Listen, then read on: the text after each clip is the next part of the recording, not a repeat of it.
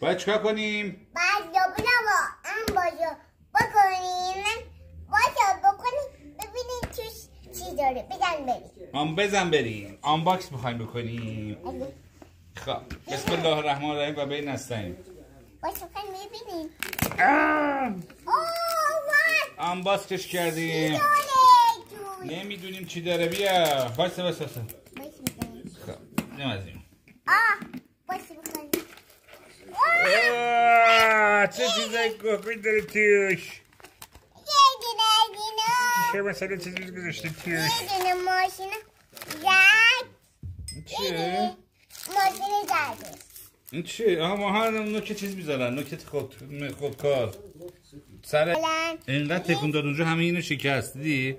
هی میگفتن تکون نده. تاپ همه 1 کیلو گوشت اینو داره. یه دونه خربوزه خوش داره. یه دونه یه دونه از اینا. چرا باید اینجا آنباکس بشه. آنباکس